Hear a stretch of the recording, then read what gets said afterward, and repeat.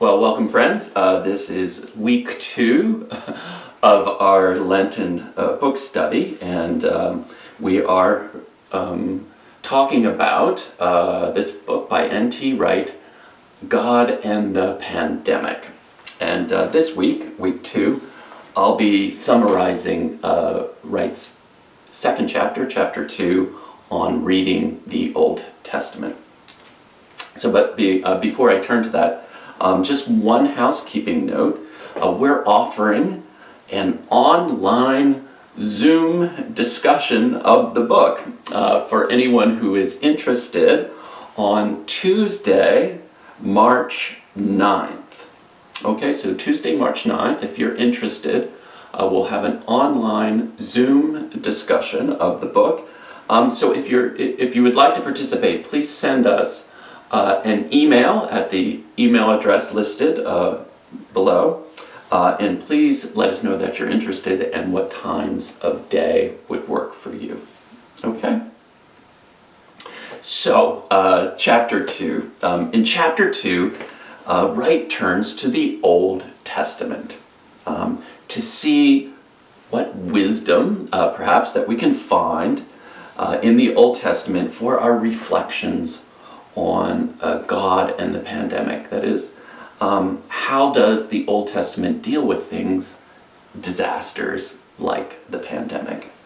And Wright identifies a number of different traditions or streams of tradition within the Old Testament that deal with the problems of suffering, evil, and disasters. And he's clear to say they're not all saying the same thing.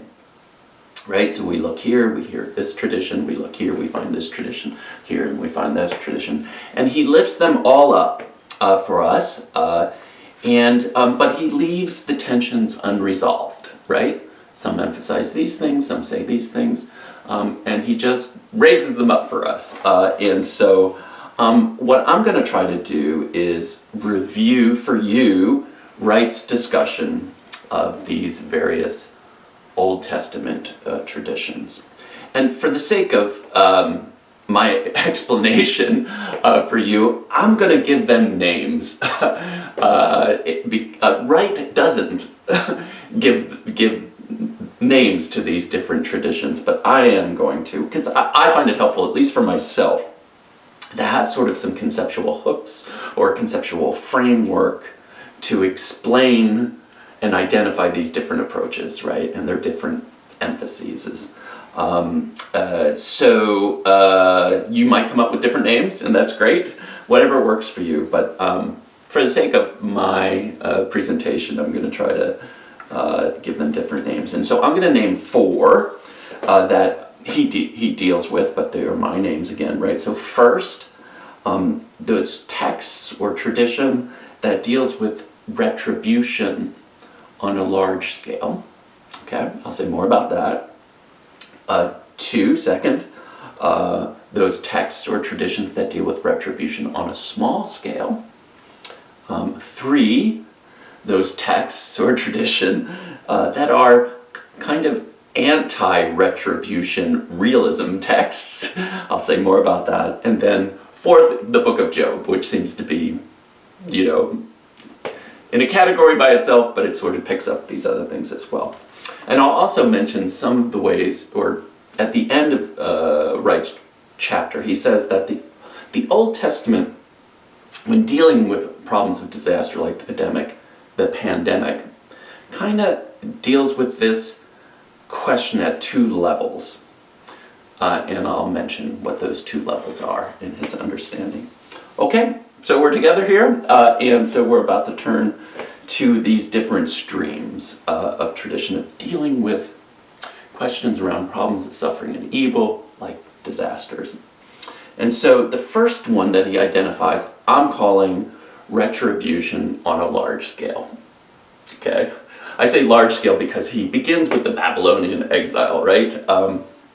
Which he sees as the greatest disaster in the history of Israel recounted in the Old Testament, right? When in 587 or 586 BC, the Babylonians came and destroyed the temple and carried off a lot of people into exile, into a foreign land, right? Oof, really, really bad. And so how did prophets interpret this terrible thing, this terrible event in the history of Israel?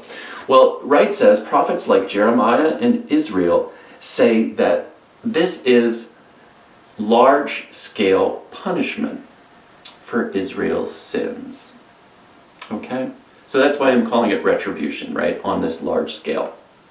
And the prophets point back to the book of Deuteronomy, right? Israel had done what Deuteronomy had said they shouldn't have done, especially worshiping idols. And then God has punished Israel as God said he would. Okay, so retribution on a large scale, right? Here's this disaster. How do you interpret it? Oh, the book of Deuteronomy told us if we did this, there would be consequences, right? So I just want to lift up a brief passage from Deuteronomy. There's lots of other ones. You can look them up. But I'll just read this one from Deuteronomy 29, verses 24 through 27.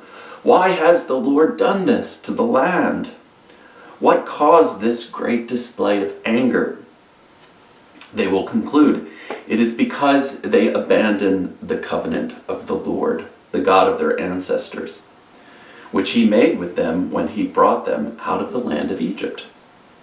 They turned and served other gods, worshiping them, gods whom they had not known, and whom he had not, that is, God had not allotted to them. So the anger of the Lord was kindled against that land, bringing on it every curse written in this book.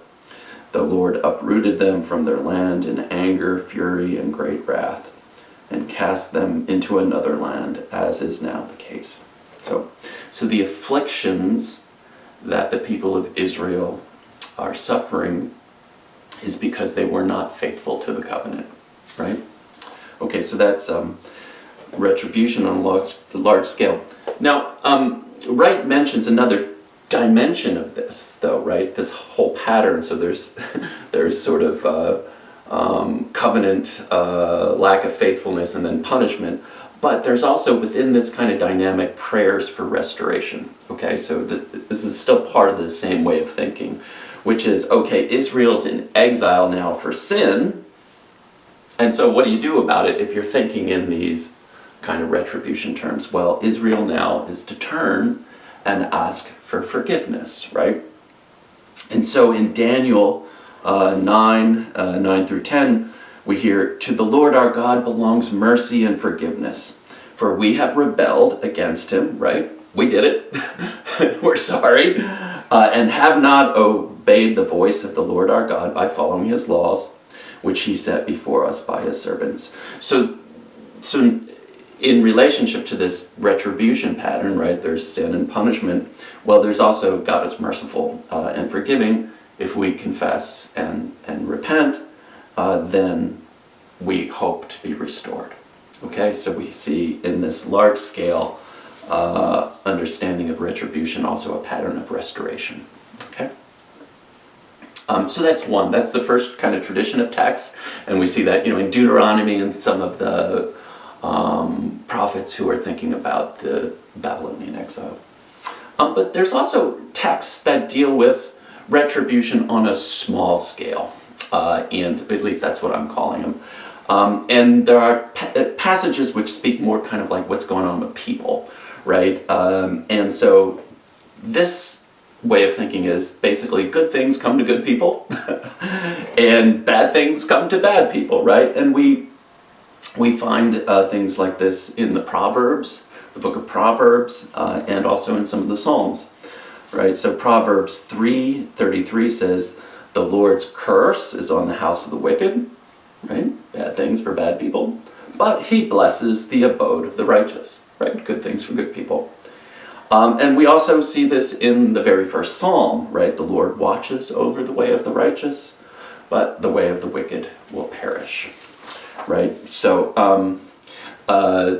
this way of thinking, kind of retribution on the small scale, is Good things happen to good people, bad things happen to bad people.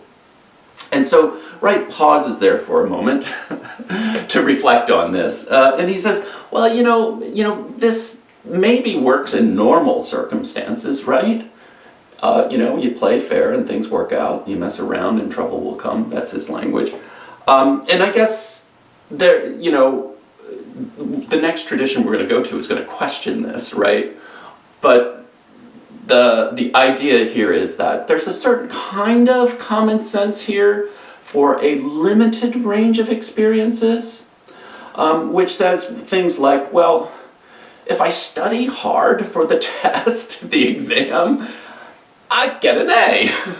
If I goof off and don't study at all, I get an F, right? There's some kind of relationship between our behavior and consequences that we can see operating in the world, right? And that they're within a certain range of experience that makes sense. If I want to run a marathon and I train hard enough for months and months and months, I can achieve that goal. And then there are other ways I make terrible decisions and bad consequences follow, right? I drink copious amounts of alcohol, get in a car, and crack up, right? There's some kind of way in which this kind of small-scale retribution kind of makes sense within a limited range of experience. But Wright goes on to say, but we know, well, he says, we're not living in normal times, and when have we ever lived really in normal times? But we know too well all the ways in which there's ranges of human experience where this doesn't hold, this doesn't work, right? Because we know there are so many examples where good people suffer, where innocent people suffer, and where it seems like wicked people prosper and thrive. It's just too easy to see that happening in so many ways, right? Especially when it comes to situations of like natural disaster and disease and those kinds of things, right? These kinds of things afflict people regardless, right? Good people and bad people get sick.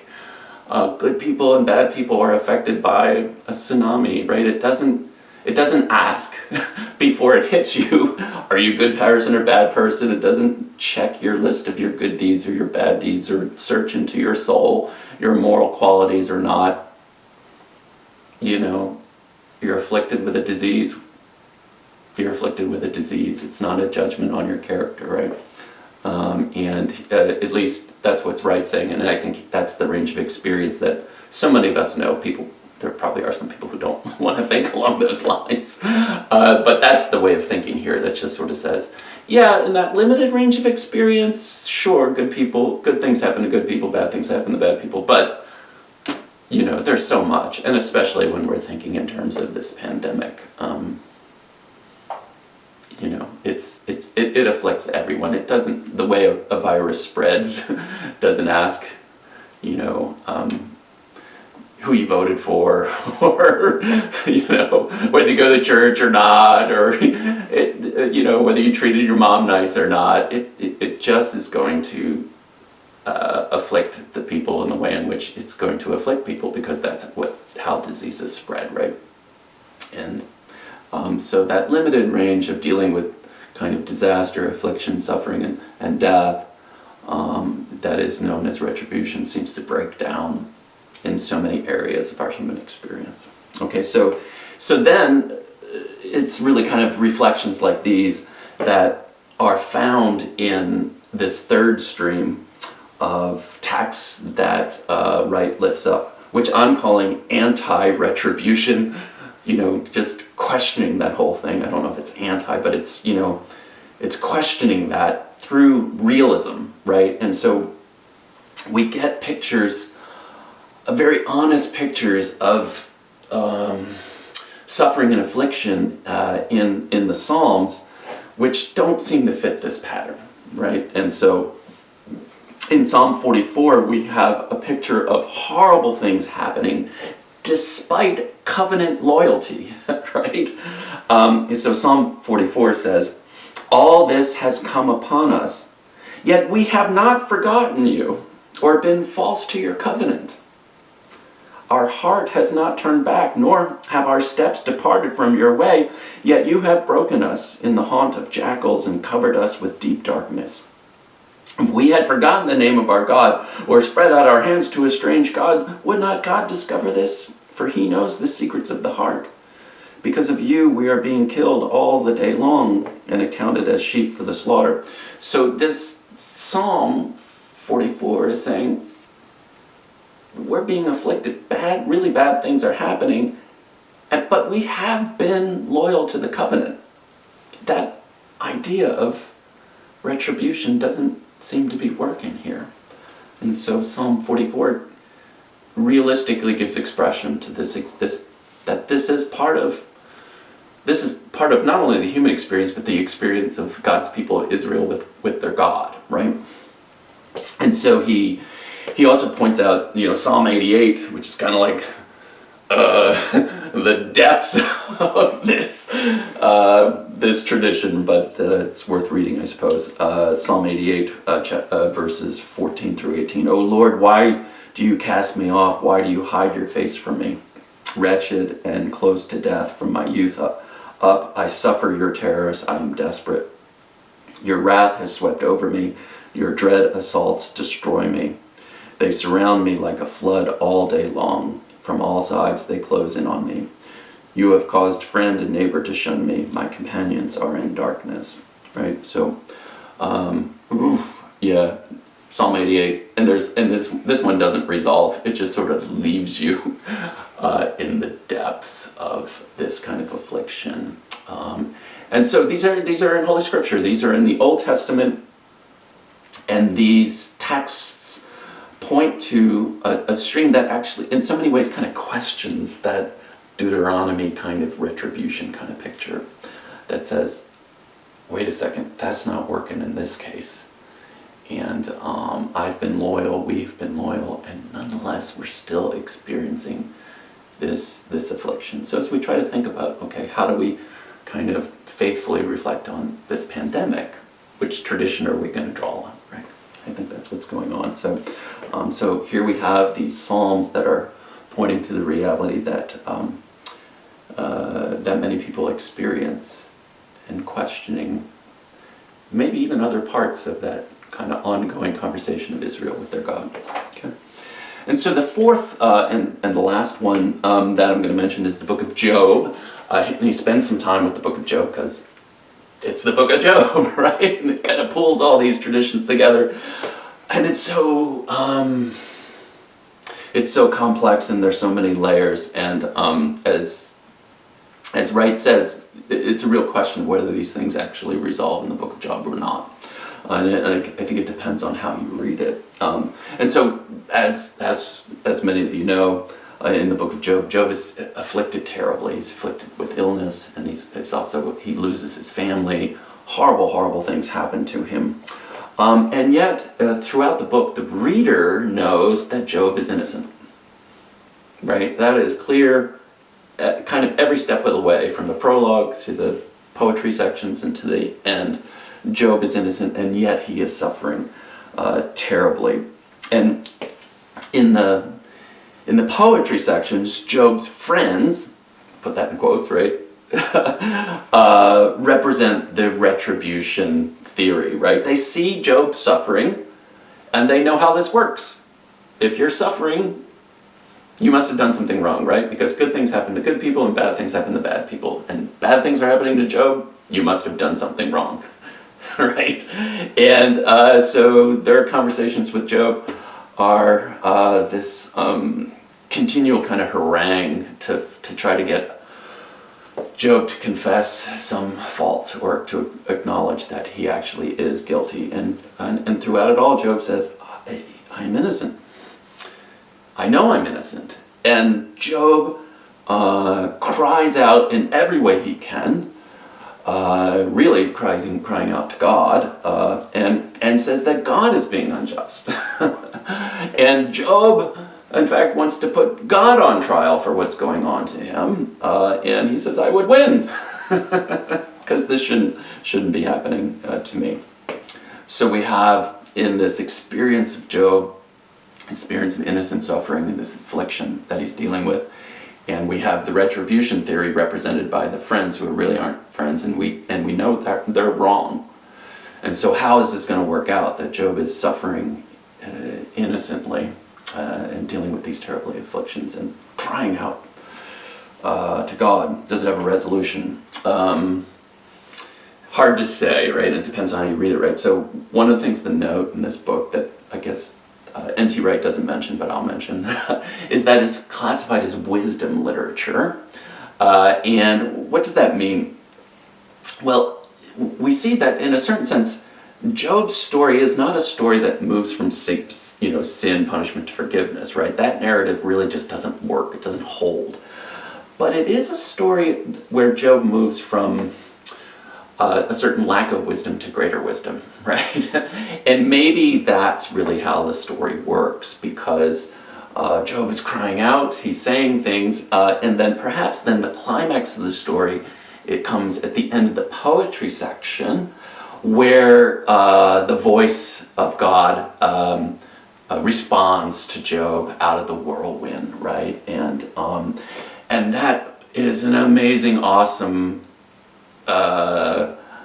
theophany, the manifestation of God to Job, and what God says to Job is, where were you when I created the world, laid the foundations? And then he points out to Job the vastness of the creation, and in mountain and sea and sky and snow and animals and all these kinds of things, and that it's just so much more than Job could possibly imagine. And Job's response at the end of the poetry section is to put his hands over his mouth and says, I spoke of things I didn't understand, right? I wasn't wise. And then he says, I'm comforted that I am dust, right? So maybe that's kind of a resolution to it. That in a certain sense, all the things that go on in heaven and earth, and some of the things that afflict us are just beyond our capacity to imagine. And when we try to understand them, God says, you kind of smear my design. And that there is this wisdom in understanding that they're part of God's design, even when it feels like they're against us, right?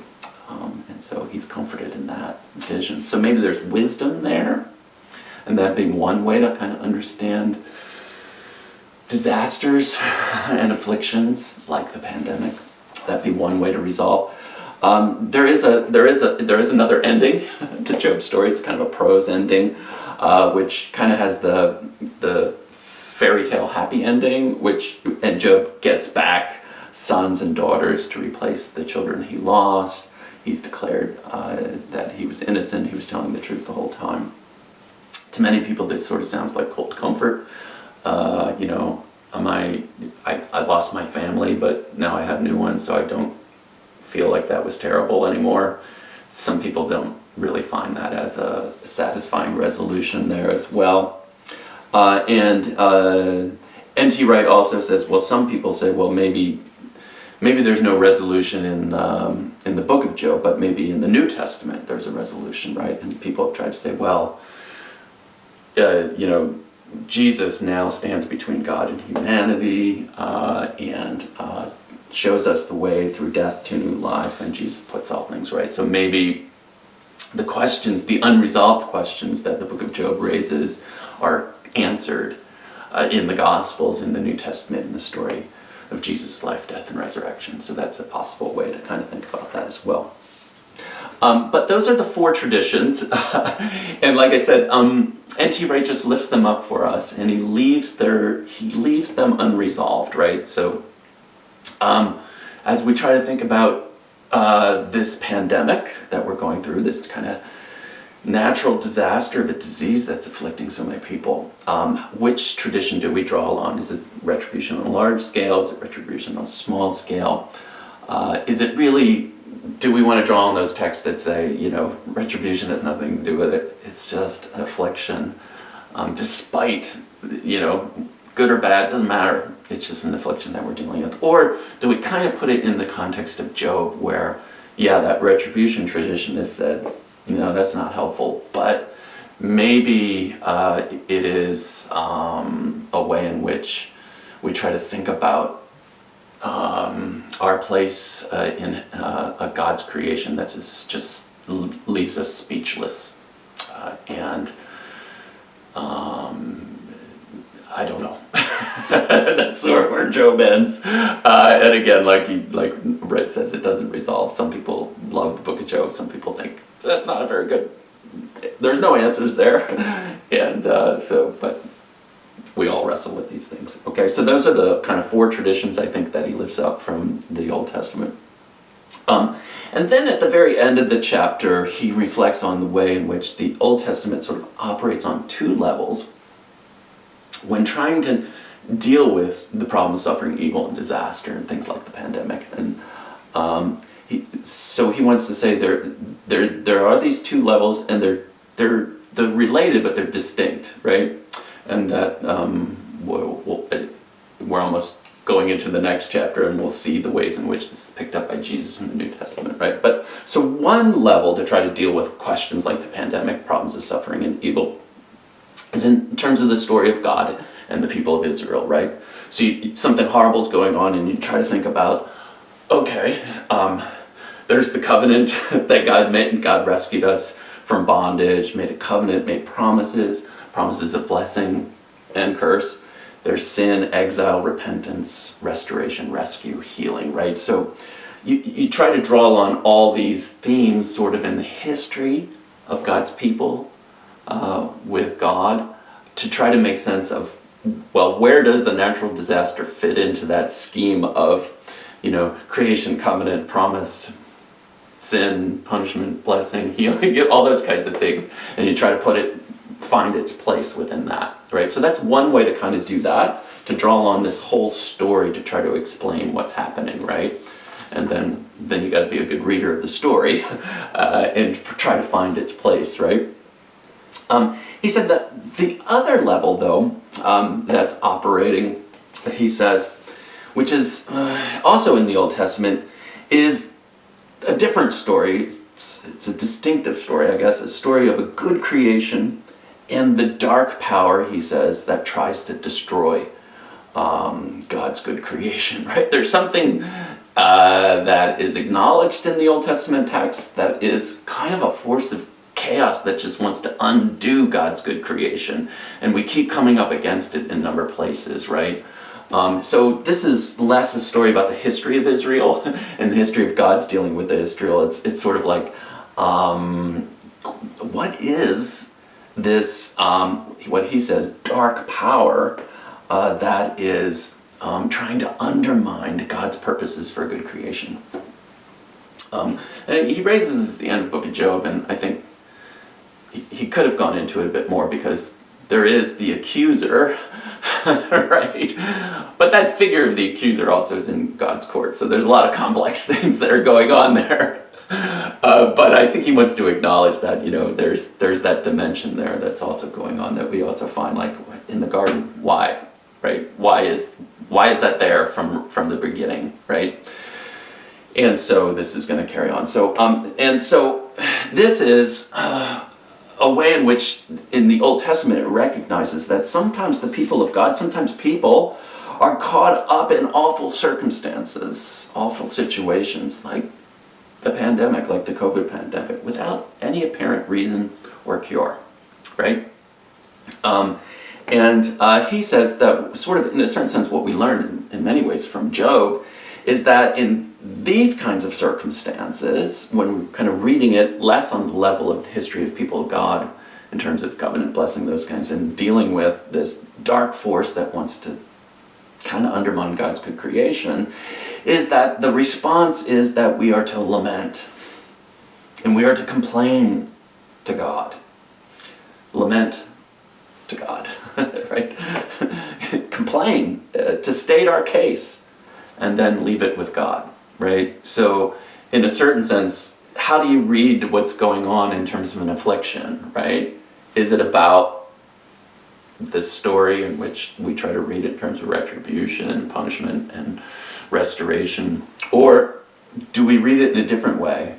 Like we're being afflicted by this dark force that we don't understand, but it is acknowledged by the people of Israel. And then what we do is we lament, and we give voice to our affliction, like we saw in Psalm 44 and Psalm 88.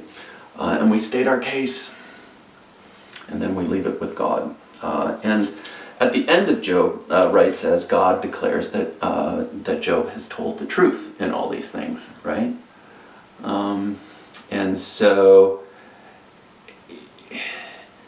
despite of what you think of everything that's going on in the book of Job, God says Job told the truth in all those things that Job was saying, in giving voice to his feeling that he was being dealt with in an unjust way, and that he was indeed innocent, and that this was really horrible, and all those things.